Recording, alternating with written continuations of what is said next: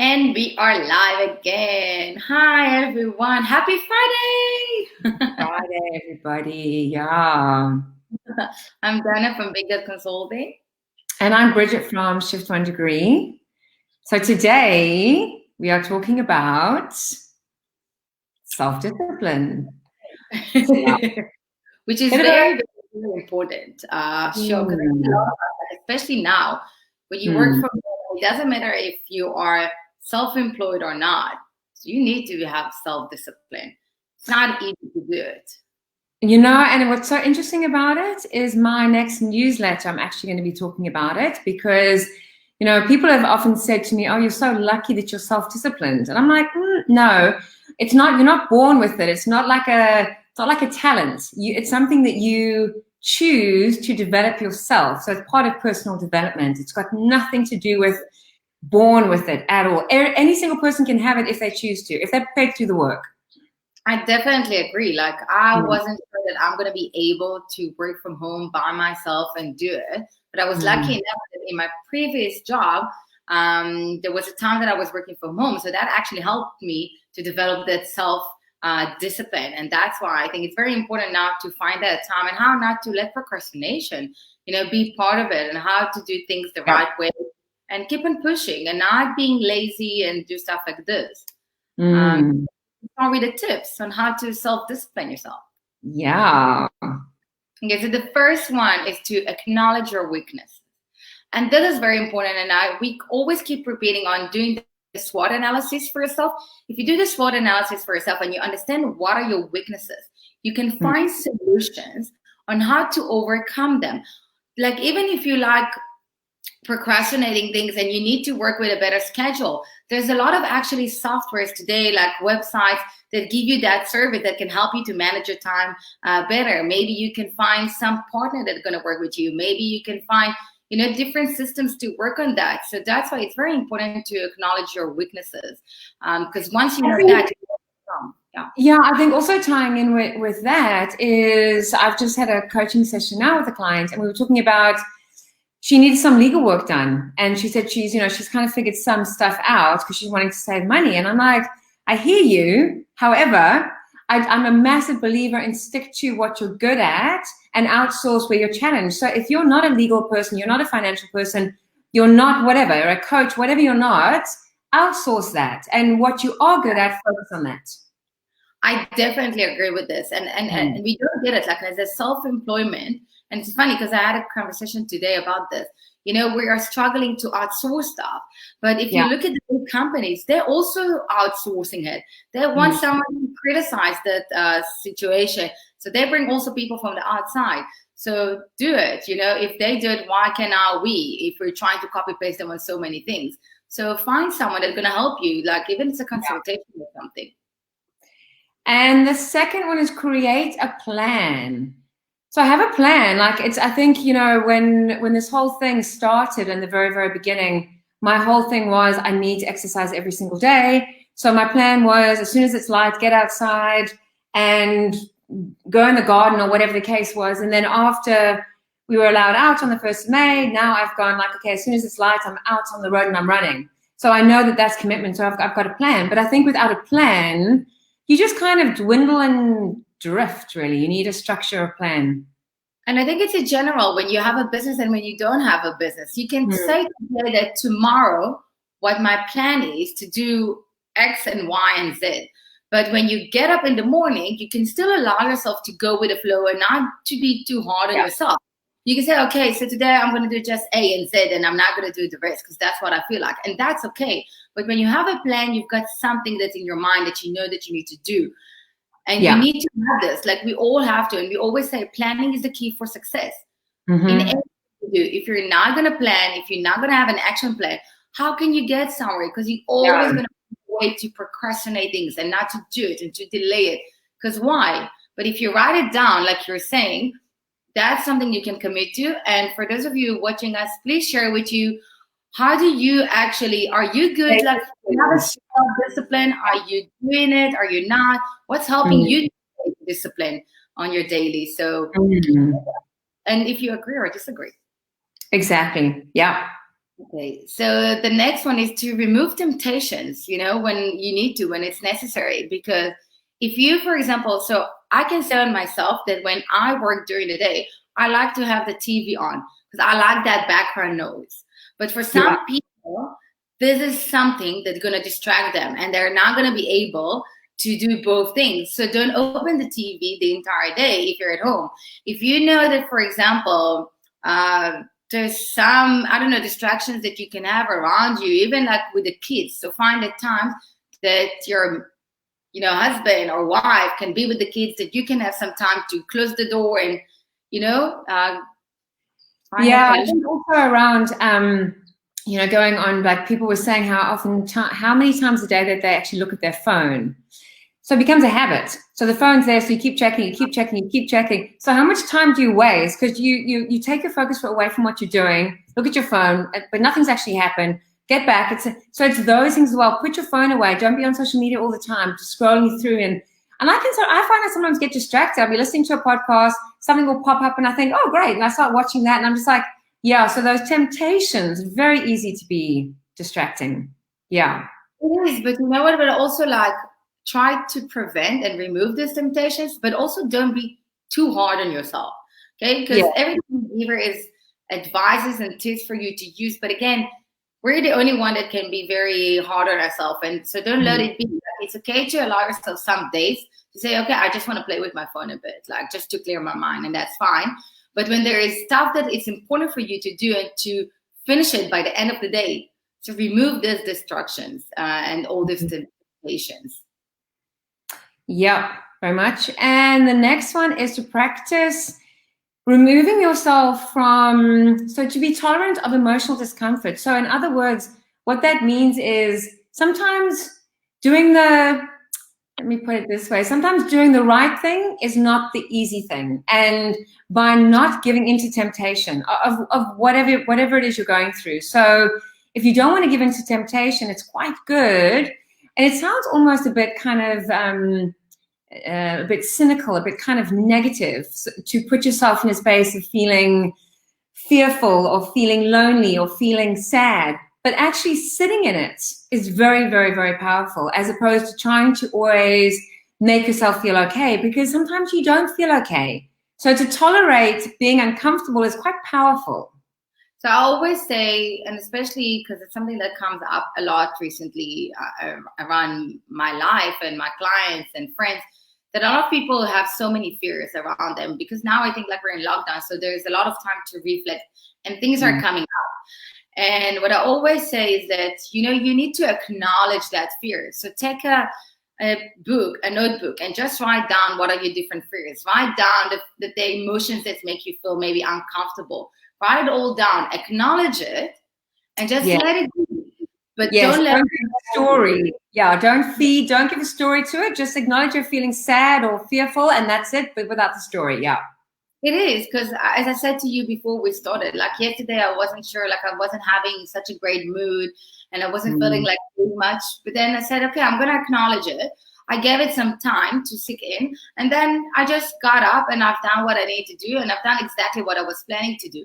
So I was proud of myself. But I did allow it to happen and to make that feeling. And again, for those of you watching, feel free to share with us. Do you agree with what we're saying? Do you not? Are you actually using some of these advices regardless to now we're saying it? So just feel free to share with us.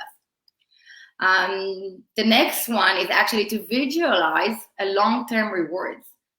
And that's always nice to do, because if you always, even like when you remind yourself, like the good things that happen, the good things that are going to come out of it, it's going to help you to keep on pushing forward. Yeah, I think especially now, because now I had this feeling yesterday. I also had the same day as you yesterday. Yesterday was not a great day, but it was great in the sense that it's, when things don't work, it makes me realize, what path I should be on and what path I shouldn't be on. And if something's not working, don't flog a dead horse. So if it's not working, for me, it's a sign of going, maybe you need to shift. Maybe you need to make some changes. And don't just stay stuck in it, make some changes. And I think when you're thinking about what the long term is, it's right now when you start doing these small things every single day, which is gonna get you to where you want to go. Yeah, exactly. It's like I keep on saying about this Corona thing. So maybe it's not gonna give you business coming in like financially now, but it's a great time to build stuff for the long run because you're building connections, you're building a community, everyone doing their own things in the business. And that's the nice thing, because in marketing, there is the term of that we use a lot, like the ROI, return of investment. And a lot of time people think that it's only about like, am I getting my money back? But it's not like that, because it's also like a lot of stuff around it. So if what you're doing now, the investment that you're doing now with your time and effort and everything, what else is it bringing to you? Does it bring you more people? Does it help you to build your connection on the financial side of it? But make it as a plan. And what I like to do, I like to write on a post-note thing and I put it on my wall. The things that I want to achieve in the upcoming months, like what are my goals? And I just put it out there, and that's my way to visualize what the reward will be. And that's where I'm aiming to. Yeah, because sometimes it does feel like it just feels long and you're thinking, a bit of a long journey. But I think if you've got the bigger picture. And then the last one is, and I love this one, is to don't break yourself down. So when mistakes happen, no one is perfect. And I think if there's anybody who's waiting for the perfect person, the perfect moment, the perfect time, you're going to be dead before that happens. So I think part of it is learn along the way, make mistakes, continue making mistakes, and be comfortable with that. Because every time you make a mistake, it's a chance to learn. If you never make mistakes, that means you're never learning. You are staying completely stagnant in where you're at. So one of the things I actually said recently, and it was part of a quote that I put it on Instagram, that that to fail is good, but if you fail, fail forward. Yeah. You're failing forward. You're actually learning out of it. And that's your key learning. Eventually, what happened is that we see a lot of people that are succeeding so well, but no one actually tells you the story behind them and how many failures they had, right? Before they got to where they are. So it's okay to fail, but just make sure that when you fail, when you have a mistake, you actually move on. And I had a boss that used to tell me all the time, this is your project. Do with this what you feel that you need to do. The only thing I want you to do is that if it wasn't a success, be accountable. Yeah. And I think with me, and that's the difference. So it's okay to have a mistake. That's how we grow. That's how we develop. That's how we move on. But if you're not going to learn out of it, so you're going to stay in the same place, and that's what calls also insanity, right? Doing the same thing over and over. I'm expecting different results. Yeah. And I think it's also there's such power in being comfortable with sharing of your mistakes. Like whatever that is. Whether it's podcasts, whether it's a spelling typo, whether it's setting your newsletter out on the wrong day, whatever happens. I think if you are out there and you are trying to become the best version of yourself, there is nothing more you can ask for. Nothing more. For me, that's the ultimate of personal development. That is the absolute ultimate. To stand and be uncomfortable and to be okay with being uncomfortable is powerful, because it's not easy. It's really not easy, And you're going to be proud of yourself when you're able to do it. We all have situations in our life. We all have things that's going to move us, and going to distract us. We all have bad days. No one is always happy. Like there's no such so if we really learn to acknowledge all of it, and if we'll go back to some of the tips that we said, like if you, for example, acknowledge your weaknesses, you know exactly what to expect. It's like when you buy a product, and if you know exactly that this product is good for this, but not good for this, and you're not going to try to use it for what it's not working. So it's the same with us. Learn more and more about yourself. And this is a great time now to sit and reflect and learn more and more about us, because also by you acknowledging your weaknesses and your strengths, this is going to help you to build yourself as a brand and as a strong brand, because you will know what your brand promise will be. You're going to know exactly what you can deliver. You're going to know what's going to separate you, distinguish you from your competition, which is competition, because you are your business. You bring exactly. Yeah.